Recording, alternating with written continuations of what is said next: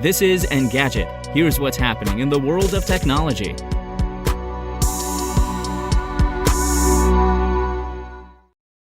Today is September 28th. Earlier this year, Universal Audio launched a new subscription service called Spark that gave Mac users affordable access to several plugins.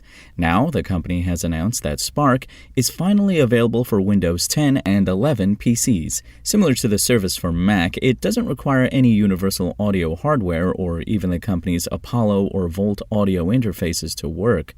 The plugins included with the subscription, which include compressors, reverbs, and delays, as well as preamps and several instruments, will run natively on a Windows computer.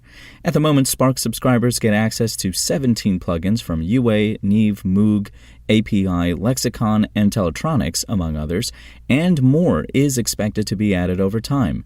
Members who already own the perpetual license of a plugin included with the service will get access to a corresponding native version for Spark without having to pay subscription fees.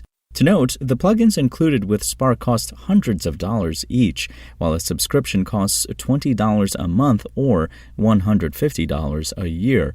It could be a great affordable option for those who don't need more plugins than what the service offers. Those who want to try it out can sign up for a 14-day free trial before committing to a subscription, while Volt audio interface owners can use it for free for a whole month. And a critical element of the transition to electric vehicles is ensuring that the charging infrastructure is up to scratch.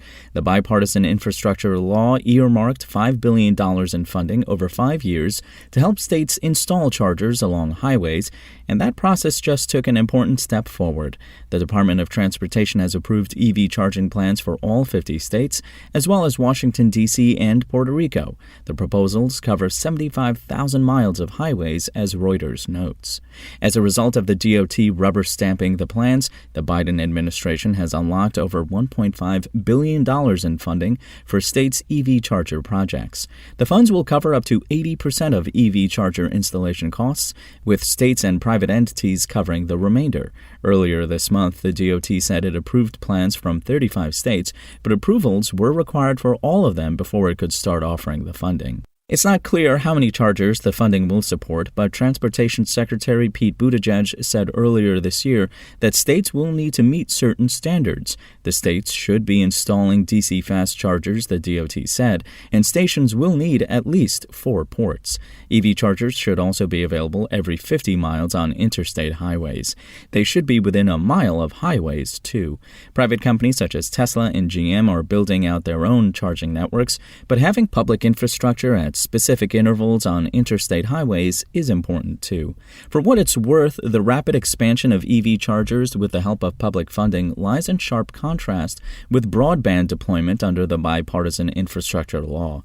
Last month, it emerged that the Commerce Department had been unable to allocate any portion of the $42.5 billion earmarked by the legislation for bolstering broadband infrastructure and narrowing the digital divide, since it didn't have adequate maps from the Federal Communications Commission by that time.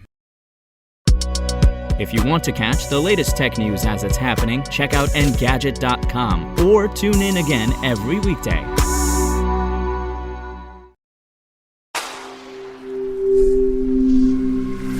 SpokenLayer.